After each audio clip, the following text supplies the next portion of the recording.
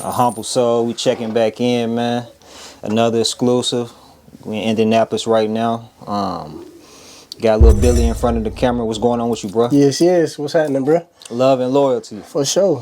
What that mean, man? Love and loyalty, exactly. Because we in the spot right now. This your store. We in right now. Yeah, we're in my store right now. So it's love and loyalty apparel. But love and loyalty means just what it says. So it started as a group of like-minded individuals who are all about love and loyalty and just in the streets, but we all loved each other. We all showed love and we were all loyal to each other throughout different situations. So we put something together that's never been done in Indianapolis history. So we aligned with other people from other neighborhoods who were like-minded just like us. So basically who stood on the same morals and principles we did of love and loyalty, through whatever hardship, through whatever rich you were, through whatever, just there for each other, like a brotherhood.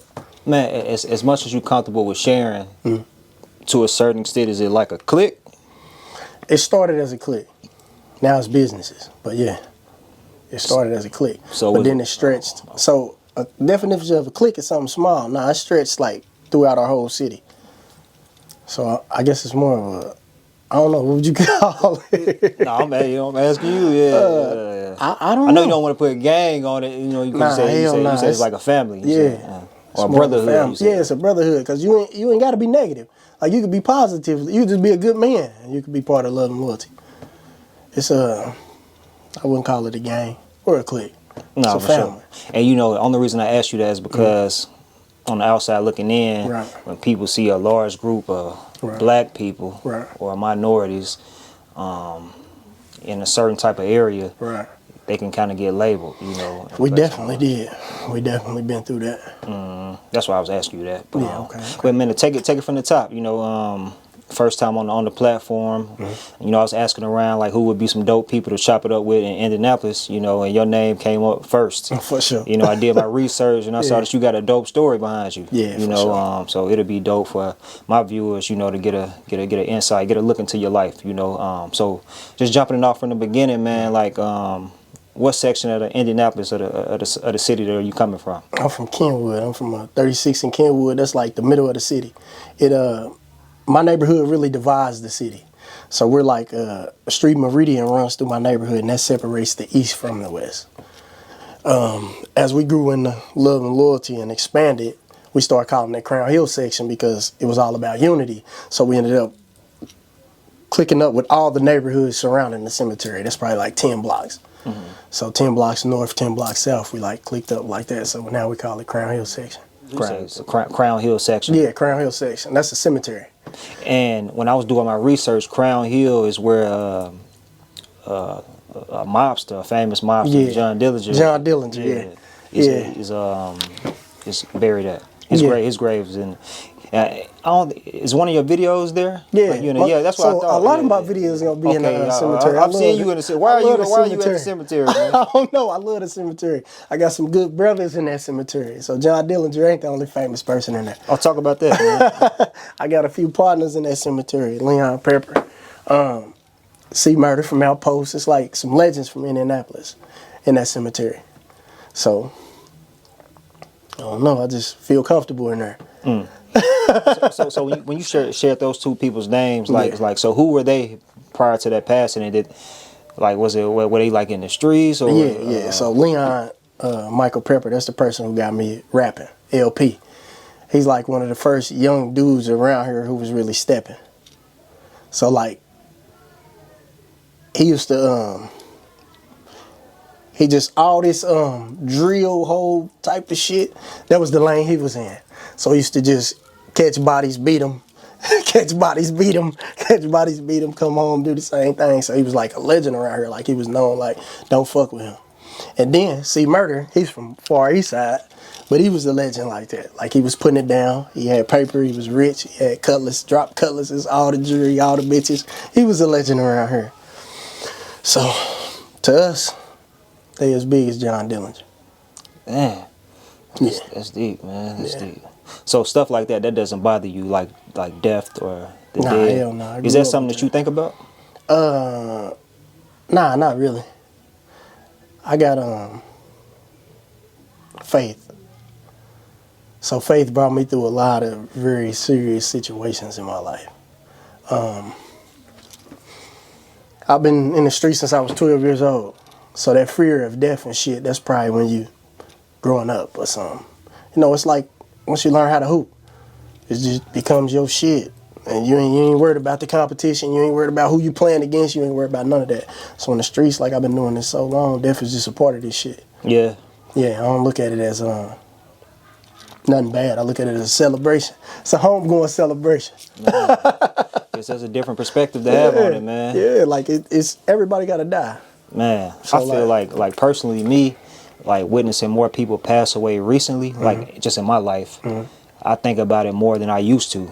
Okay. So it's interesting you say the exact opposite because you was around it early. And it's a word I learned in the feds, right? But we'll get to me doing the fed time and shit. Civilians. So when you do this and this is what you do, death is like a part of the job.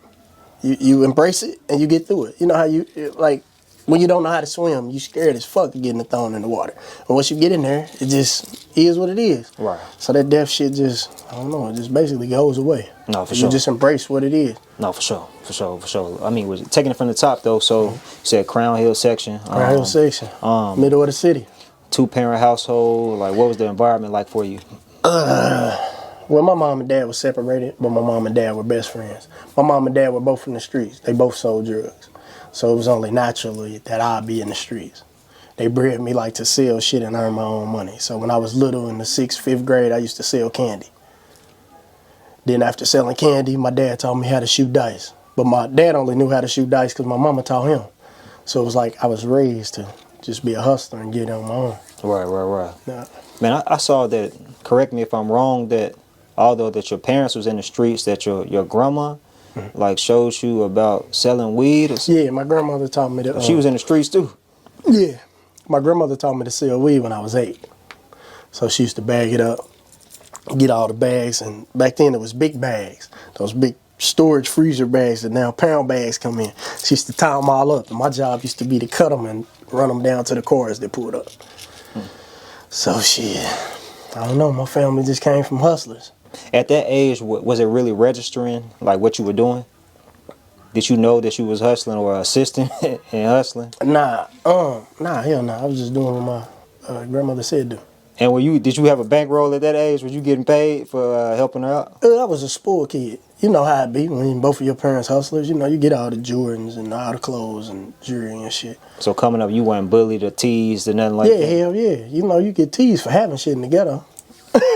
That make it even worse. You the spoiled kid. So yeah, you know how that go. And so that's kind of like how I became as I got older, grew into who I became. Because of all this trauma that I carried over from a little kid. So I just used to be like, all right, I'm going to get my own shit. All right, they look at me like I'm spoiled. I'm going to show them that I can do more than they can do. And it just all snowballed into who I am today. Like, earliest memories of just going through, like, the whole bullying tease where people taking your stuff, like robbing you and all of that, or like, what was going on? Nah. Beating you up, jumping you, what? Nah, I just used to get teased because I had shit. So, you know, it's something like I ain't never get bullied and beat up and shit like that. Right. Our neighborhood was more like unity.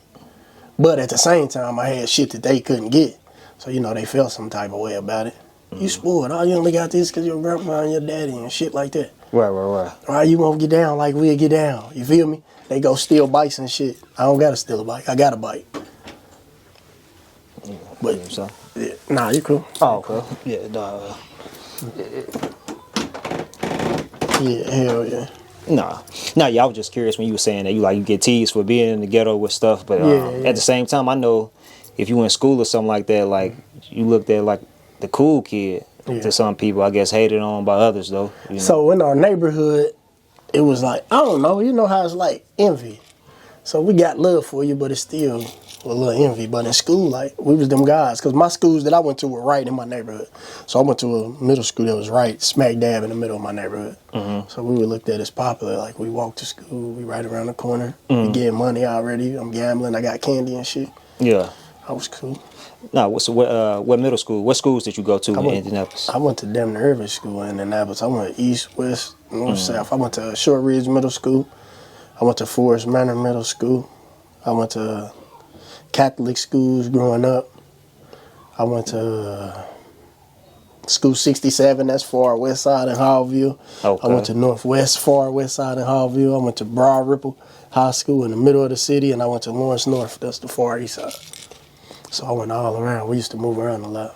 Oh, so it wasn't because of your conduct, like you was getting in trouble. It was more so just your parents bouncing around? My last high school I got kicked out of, but really it was because my mama used to move around a lot. Like, man, honestly, like, what type of student were you in school? I'm a good student, great student. I love learning. Yeah. I was an A student.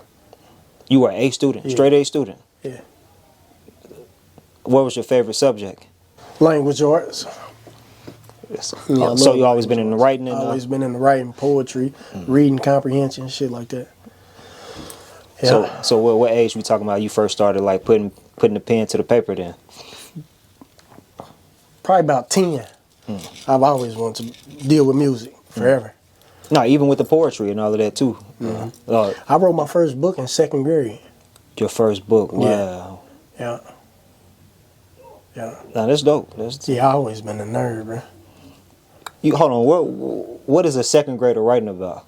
I wrote about how much I liked my mother. I wrote about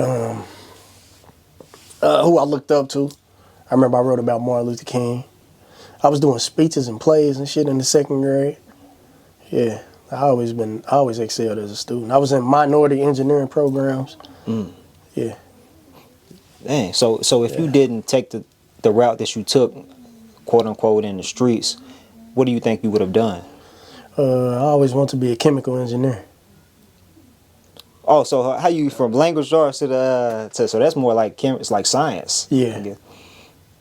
Language arts was just my favorite thing to do. Like I love reading comprehension. I love writing. Writing is my favorite. Like I love it. I always loved it. Right. But the chemical engineering shit just came into play because they said that's what make all the money. No, I feel you. I used to want to be an engineer, man. My uncle was trying to get the cheese. Yeah. They used to tell us all the time, engineers make 100,000. So I'm like, shit, I'm gonna be an engineer. Man, I used to be the same way. My uncle, he's a aerospace engineer. Okay. And my aunt, she's an engineer. They're married. Yeah. They both worked at NASA in Huntsville, and I saw like how they was living compared to how we was living in Tennessee. I was like, man, that's something I want to pursue, but I didn't have a real passion. I was just thinking about the money, though. Yeah. You know. So. And it was majority the money, but as I went to little programs and we started experimenting and doing the little shit that you would do, I like that too. Oh, okay. So around what age did things start to go left for you? Really, I don't know. I've been hustling since I was 12. Like, I got caught with my first drugs in my pocket by my mother and father when I was 12. So I always just been good at both things. So I loved learning and I was a good student, but the whole time I was hustling. So I used to get good grades just so I can go sell dope when I got done. So you know how your parents be like, if you make good grades, you can go over your uncle's house and ooh. I made sure I made good grades so I can go over there and hustle. So what was the situation behind them finding drugs in your pockets at 12? Like, what happened? I had went to school and I bought a double up, and I think I gave him probably like $300, and he gave me like 70 packs. So 70 packs, I think they were $10 or $20 rocks then. So I would have made double, and I just had so many I couldn't keep up with them all, and I guess I had left them in my pocket. I don't know, but I know I came around the corner because I used to walk from school, and I got my ass whooped in front of the whole school. Damn. Yeah. Well, all the walkers, you know, when people walking, there's a lot of people walking, so I got my ass whooped. But the earliest memory was 12. I remember it like it was yesterday. Tore my ass up. So around what age? That's crazy, but that didn't like push you away from that lifestyle, though. Hell no. Did that make you want to do it? I love money, and I always wanted to be independent. So since a little kid, I told you, they bred us selling candy and shit to get your own money. So it was just like the product got substituted. But what's interesting to me is they got upset with you about that, but you got your grandma, you 8 years old, you helping move the weed. You said both of your parents, although they weren't together, they were in the streets and they were best friends, is what you said. So I'm sure they probably looking at you like, we don't want you to follow in our footsteps, but at the same time, we exposing you to it. So it's kind of like... But you know how that black thought process is when you broke. You know, they could be showing you this every day, but they preach it to you. Don't do as I, what they say, don't do as I do as I say. Right. So you feel me? Like, I don't know how they feel. I know they whooped my ass. I don't know how they feel. Yeah. I got my ass whooped, but that didn't deter me. I was too deep in it. I had too much money invested by then. At 12 years old? Yeah, I had 350 or something like that invested in that shit. I had to get my money back. So, man, around what age did you make, like, your first real bankroll? I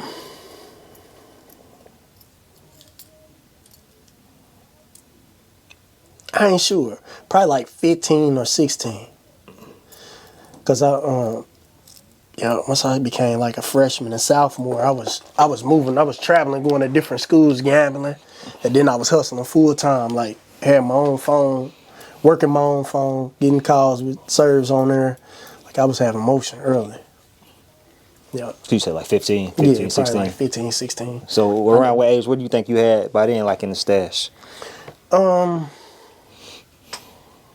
I had like 4 ounces, probably like 5,000. Then I had like rims on the car and shit like that. So I don't know, probably worth about 10,000, 12,000. I don't know, you know. That ain't bad. I know it ain't legal, but did you have a real job too, or hell no? Always been a hustler. Was you against working for somebody else? I know you said you wanted to be independent, but were you against at that age, like getting like a little McDonald's job or anything like that? Nah, my dad and mom, they made me get a job one time. They made me get a job at Myers. Okay. But I'm already getting paper, so going to work for $121, I remember the checks, $121 and shit. Yeah, that was like not making no sense at all. You can make that in a day. And I can make that in minutes. A day. $100. So I ain't from a neighborhood where you had like older people over you. I'm from a neighborhood where the young boys, we was holding it down. Like our older dudes was in jail. So we were like, it was wide open for us. We had none of that, like, you know how certain other places you had limitations on what you could do or you ain't allowed. Nah, hell nah. We held our hood down all around the board. So you made as much money as you stayed out at night to make. Damn, like back during that time, do you remember like one of the craziest nights as far as like money wise? Like, dang, I made a profit I'll never forget. You know? Every first through fifth, you made crazy money. So like I had a real bad gambling habit. So you know you're gonna lose, win, lose. Like, but I always just been a hustling motherfucker. So on the first through the fifth, you gonna make G's for sure.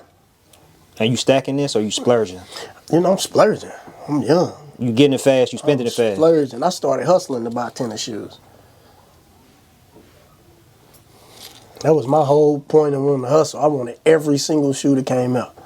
So I used to just grind and just buy shoes. I remember I was going to, what school I was going to? Northwest. I think I probably had like 80 pair of tennis shoes. I used to change shoes every day. So all the women would be like, how do you get all them shoes? Right. Yeah, I love tennis shoes. What was your favorite kicks back then? Any kick that I seen the older dudes wear. So them first pennies, the foam posits, the blue ones though, them was 180. So you know we had to get them. Back then. I don't care how long I had to stay out there for them. All the Webbers, all the Barclays, all the Griffies, you know. You know what I find surprising? You didn't say the Jordans or the Air Maxes and nothing like that. You went into that. Nah, our hood, nah. It's a different type of style. So different. It depends on Indianapolis. It depends on what hood you go for. You at. That's what color you wear or what type of stuff you wear and shit like that. So we wearing dope boy shoes, Barclays, Webbers, Dion's, shit like that. For sure. For sure. We wearing dope boy shoes. You still into that today, or you don't switch your style? Why? So you got the Forces on right now, so. Yeah. I love Forces. I probably buy 2 pair a week or something. I really ain't got no style though. It just varies how I wake up and feel. No, for sure. So you know, some Jordans or something from back in the day might come out, and I'll be like, yeah, I got to have them. Do you still got like all of those shoes from back then? Nah, hell nah. I done been doing jail bits. I went to the state prison. Yeah. Half that shit got gave away. Went to the feds. All that shit got gave away. I'm creating a new little shoe collection now. Okay, but you still a shoe fan, a shoe fanatic though. Oh, not like you used to be. Not like I used to be, Okay. but I'm just curious because I know I normally I still like to be clean though. some of the people I interview, they do like little drip checks and ask them about their fashion sense and stuff like that. So I didn't know, like, because I mean 80 pair of shoes as a youngster, that's crazy, man. Yeah. I remember just having like 2. You know what I mean? Until I got in high school. I mean, I was stacking a lot of money, but I wasn't really spending a lot though. Yeah, nah, we blowing that shit. Yeah, no, for sure. I had to grow up to understand to manage the money. We was blowing that shit. No. Blowing it. My brother, he was like you. Yeah, he had hella shoes, man. He used to be always be fly, be fresh. You straight? Yeah. Oh, okay. No. I'm just getting a little bit of backstory. So around 15, 16, did you start to lose interest in school, or did you end up? Well, you said you got kicked out, so you didn't graduate. So I made it to my 12th grade, second semester in school. That close. Like I told you, school, the shit's easy. Like coming up in the inner city and the knowledge I had to maneuver through what I was doing and how I've been equipped by my parents throughout this flick. Right. The shit's not hard. Like schoolwork was easy. A person come here like, what? All right, math, do that shit. Do this shit. You feel me? Do this shit. Like I was never like, I don't know. I never disliked school. I love learning. It was just I love getting paid more. So I wasn't like spiteful to the shit. If I'm in here, I'm gonna do the shit. I'm gonna learn the shit. I'm gonna mess with different chicks who gonna help me with the shit. So yeah. And it's interesting to hear that you were able to kind of balance the two. Because it seemed like if you accumulating or you making like money like that at an earlier age, I would assume that the average person in that environment just gonna throw in the towel and say, I'm gonna go full-fledged with the hustle. Hell nah. I'm just saying, like, you having that discipline. I'm about to tell you why though. Let me tell you why. All the money in school. You got to think. I went to every school. So as I'm going to this school, these guys ain't as hip with shooting dice as I am with shooting dice. This is what I grew up doing. Like I learned this from a little bitty kid. They a little goofier. So you feel me? Now I'm putting together plays where, I come serve them. Whatever they ain't on, I'm on. Because I'm from the inner city. So we've been advanced. We've been doing this. So I link up what they don't got. And I could beat them in the crap game. So I'm on my way. Where y'all at? 4. Here I come. So, like, I don't know. I was just business savvy way back then. Like, I looked at it as opportunities. And you got to think, this is more girls. These are different girls. These ain't the West Side. I already been to the West Side girls. Now I got the East Side girls. Why wouldn't I go to school every day? Why wouldn't I get to go show off the shoes that I'm buying and the clothes that I'm buying that look fly? It was like a no-brainer. No, that's for sure. Ain't no way I'm about to stop this and just be stuck in the hood. All the girls at school. And you still were able to maintain like a good GPA too? Yeah. In high school as well? Like middle school, high school? I know you said straight A's and, you know, like elementary though, but middle school, high school B's, still. C's and shit, A's and shit. But you never failed though? Nah, hell nah, bro. That's what's up, man. Hell nah. And that's without that parental guidance, like your parents being on you and making sure that you know. I was advanced, bro. You feel me? I was advanced. Once I seen that this get them out my business, bro, I could do anything. You got to think in most black households, all they care about is your grades. You know, at a certain age, like long as you ain't doing no wow, they ain't coming in finding pistols and crazy shit. They like, all right, where your report card? You come in, huh? Damn, you make honor roll again. All right, you can go on over your auntie house. Go on over your daddy in them house. Go on over your grandmother house. And they don't know. They don't know, you feel me? So you like, great, So like, I'm a thinking motherfucker. So once I found out they thinking, I don't know, like a better term. Once I find out how I can manipulate this shit that I'm on, I'm like, this is sweet. I can do this forever, keep them out my business. Keep them out my business, keep them out my business, and just keep trapping. Yep, so shit didn't go bad till I had went to Lawrence North. So Lawrence North is on the northeast side. Okay. And I came from Lawrence North is like a preppy school. So the schools got better as my mom and them life getting better. So this is how I worked my way all the way from that side of town all the way to this side of town. You started on the west. Yes. Went to east. Yeah. Now north. I started like in the middle, went to west, and then went to north and east and shit. And that happened because my mom's stature, you know, job was none. We little kids, then just jobs get better and better and better and going up. And so, boom. We end up out there. Lawrence North. My mom got her shit together. All the street shit is starting to go out the window. You feel me? She's still doing her thing, but not like how when I was young. And now she drives buses. In that paper. Yep, she drive buses, and we ended up at the good school. So I'm going to school. I'm doing everything I'm supposed to do. They had this little clique called the Get Money Clique.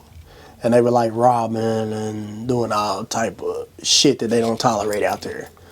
So I was fucking with them people in that clique. And it ended up getting me kicked out of school. What happened? They ended up doing hella robberies and getting posted all on the news. So it was just a bad thing to be associated with. And they was able to confirm that I was a part of it. And shit, kicked my ass out. I had 1 semester to go. They kicked my ass out. Guilty by association. Right. So, or did you have your hands in some of the stuff at that time? Nah, hell no. I ain't robbing no stores. I get too much money out the street. That was never my thing. Never. Robbing a store? Hell no. I'll rob a nigga in the hood before I rob a store. He gonna have a bankroll. I ain't never even know what was gonna be in the store, and I wasn't into that type of shit. Like, that just ain't what we do where I'm from. So, like, what's the response from your parents when they find out you get kicked out? Like, was your mom heartbroken? That was senior year. Yeah and no. Because you got to think, now I've been doing this for a minute. What was that, 16, 17, 18 or something? I've been doing this since I was 12 now. So, we done went through all this shit. Now I'm basically grown. So, yeah, she was kind of like, damn, whatever. So then I just transferred out of the township schools and went to IPS, like public school. Okay. Because you feel me, it's a step down, so I just went back that over. was like a prep school. Yeah.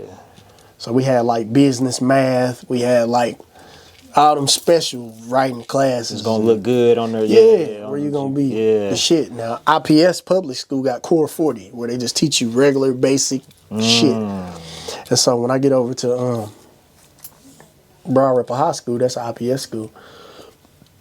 Excuse me. They tried to tell me none of my credits counted because I was at like a prep school. So in that prep school, I took like business, math. Right. But to graduate IPS, you had to do the Core 40.